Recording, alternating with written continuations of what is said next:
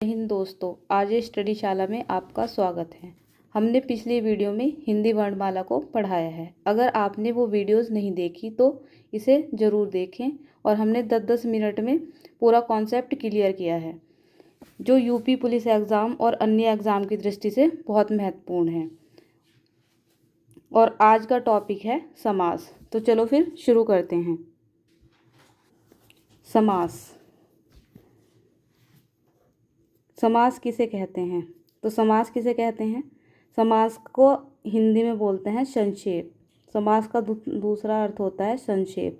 संक्षेप का मतलब होता है छोटा।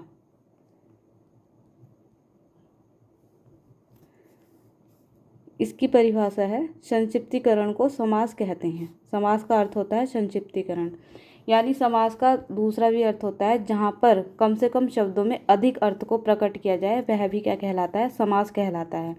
और यहाँ पर शब्दों का समास शब्दों से मिलकर बनता है। और एक होता है संधि। तो संधि मिलकर बनता है वर्णों से। वर्णों के मेल से संधि बनता है और शब्दों के मेल से समास बनता है। समास शब्दों से मिलकर बनता है। तो अब जानते हैं हम समास के प्रकार। तो समास कितने प्रकार के होते हैं? समास 6 प्रकार के होते हैं। तो चलिए जानते हैं समास के प्रकार। तो पहला होता है अव्ययीभाव समास।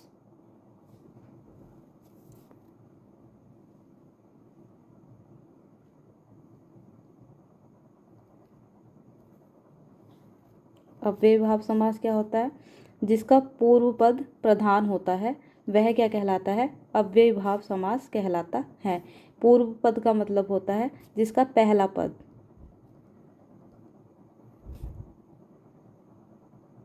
जिस समास का पहला पद प्रधान होता है वह क्या कहलाता है? अव्ययीभाव समास कहलाता है। और इसकी ट्रिक क्या है? प्रथम पद क्या होता है? उपसर्ग होता है।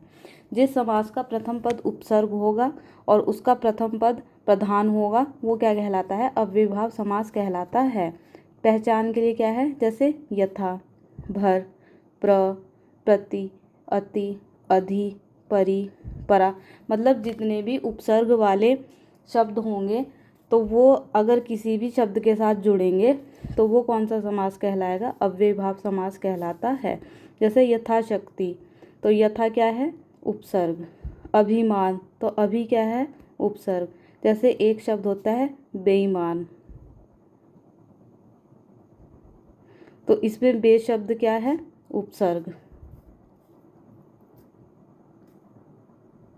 ये तो हो गया कॉन्सेप्ट। और इसकी एक ट्रिक और होती है कि अगर किसी शब्द की पुनरावृत्ति हो, मतलब एक शब्द बार बार आए, तो वह भी क्या होता है? अव्ययीभाव समास होता है।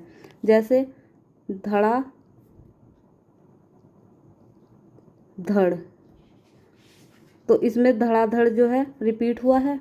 जैसे घर, घर, तो घर घर रिपीट हुआ है। रात, रात, ये भी रिपीट हुआ है।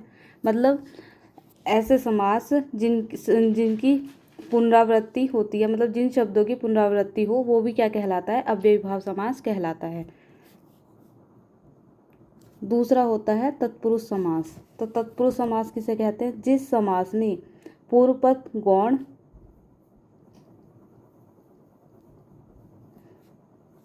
और उत्तर पद प्रधान होता है। पूर्व पद का मतलब होता है पहला पद, जिसमें पहला पद जो है गौण रहता है और उत्तर पद का मतलब होता है दूसरा पद प्रधान होता है। उसे क्या कहते हैं? तत्पुरुष समास कहते हैं।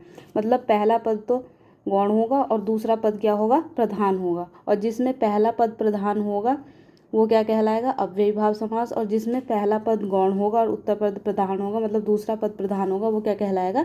तत्पुरुष समास। तत्पुरुष समास के भी 6 भेद होते हैं। और इस समास में 2 पदों के बीच कारक चिन्हों का लोप हो जाता है। मतलब जो 2 पद होंगे उनके बीच क्या है? कारक चिन्हों का। तत्पुरुष के भी 6 भेद होते हैं। तो चलिए जानते हैं कौन कौन से भेद होते हैं तत्पुरुष समास के। पहला होता है कर्म तत्पुरुष, दूसरा होता है करण तत्पुरुष, तीसरा क्या होता है संप्रदान तत्पुरुष, चौथा क्या होता है अपदान तत्पुरुष, पांचवा होता है संबंध तत्पुरुष, छठा क्या होता है अधिकरण तत्पुरुष। तीसरा समास कौन सा होता है द्विगु समास। चलिए द्विगु समास किसे कहते हैं, जिसमें प्रथम पद क्या होता है संख्यावाची और दूसरा पद क्या होता है संज्ञा। मतलब ऐसा समास जिसका प्रथम पद संख्यावाची होता है और द्वितीय पद संज्ञा होता है वो क्या कहलाता है द्विगु समास कहलाता है। जैसे चौराहा, तो चौराहा में चौराहा, चौराहा ऐसे समझ में आ रहा है, यानी चौराहा का मतलब चार राह। त्रिभुज, त्रिभुज का मतलब तीन भुजाएं। सप्ताह का मतलब 7 दिन। तो इसमें क्या आ रही है संख्या आ रही है, इसमें क्या आ रहा है संख्या आ रहा है, तो ये कौन सा समास होगा द्विगु समास होगा। कौन सा समास हो? चौथा कौन सा होता है कर्मधारय समास। कर्मधारय समास किसे कहते हैं, जिस समास में पूर्व पद विशेषण और उत्तर पद विशेष्य हो। मतलब जिस समास में पहला पद क्या हो विशेषण यानी विशेषता बता रहा हो और दूसरा पद क्या हो विशेष्य, वो क्या कहलाता है कर्मधारय समास कहलाता। यानी जो शब्द विशेषता बताते हैं वो क्या कहलाते हैं कर्मधारय समास कहलाते हैं। विशेषता बताने वाले समास को क्या कहते हैं कर्मधारय समास कहते हैं। जैसे काली मिर्च, तो मिर्च कैसी है काली, तो ये क्या है काली विशेषता। तो काली है जो मिर्च, तो यानी मिर्च की विशेषता क्या है वो कैसी है काली, तो ये कौन सा समास हो गया कर्मधारय समास। उसी तरह से जैसे नील कमल, तो कमल कैसा है नील, नील का मतलब नीला यानी नीला कमल, तो कमल की विशेषता क्या है नील, नील का मतलब नीला, तो ये कौन सा समास होगा कर्मधारय समास। अब पांचवा कौन सा है द्वंद्व समास। तो द्वंद्व समास कौन सा होगा, जिस समास में पूर्व पद और उत्तर पद दोनों ही प्रधान होते हैं उन्हें क्या बोलते हैं हम द्वंद्व समास कहते हैं। यानी पहला पद भी और दूसरा पद भी क्या होगा प्रधान होगा, तो वो कैसा समास कहलाएगा द्वंद्व समास कहलाता है। और इसमें क्या है योजक चिन्ह का लोप होता है। इसमें क्या है ट्रिक क्या है लोप चिन्ह का मतलब योजक चिन्ह का लोप होता है। जैसे माता पिता, तो इसमें योजक चिन्ह क्या है ये, तो माता पिता, माता और पिता, तो योजक चिन्ह आ रहा है इसमें और एक दूसरे के क्या है ये विलोम है, तो ये कौन सा समास होगा द्वंद्व समास होगा।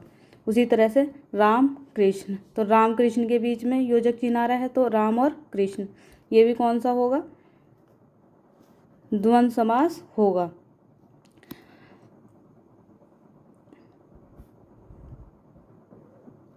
नेक्स्ट 6 कौन सा है बहुव्रीहि समास। जब दो शब्द मिलकर किसी तीसरे शब्द का विशेषण बन जाए तो उसे क्या कहते हैं बहुव्रीहि समास कहते हैं। इस समास में दोनों पदों में से कोई भी प्रधान नहीं होता है। यानी जिस समास में ना तो पूर्व पद प्रधान होता है और ना ही उत्तर पद प्रधान होता है वो क्या कहलाता है बहुव्रीहि समास कहलाता है। इसमें कोई भी पद प्रधान नहीं होता और एक तीसरा ही अर्थ निकल कर आता है, वो क्या कहलाता है बहुव्रीहि समास कहलाता है। जैसे चतुर्भुज, चतुर्भुज का मतलब क्या होता है चार भुजाओं वाला, चार भुजाओं वाला। जैसे लंबोदर, लंबा है उदर जिसका, तो लंबा उदर किसका है भगवान श्री गणेश का। और चार भुजाएं किसकी हैं, तो जो महाकाल हैं उनकी कितनी भुजाएं हैं चार। दशानन, इसका एक और एग्जाम्पल क्या है दशानन, यानी 10 हैं आनंद जिसके, यानी 10 सिर वाला कौन है रावण। पीताम्बर,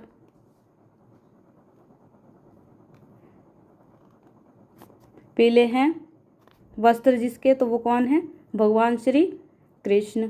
नीलकंठ, नीला है कंठ जिसका अर्थात भगवान शिव या Mahakal. Thanks for watching this video, और मैं आशा करती हूँ कि आपको मेरा पढ़ाया समझ आया होगा। मुझे पूरी उम्मीद है आप इस बार यूपी पुलिस में ज़रूर सिलेक्ट होंगे। अगर वीडियो अच्छा लगा हो तो वीडियो को लाइक करें और चैनल को सब्सक्राइब करें। थैंक यू, जय हिंद।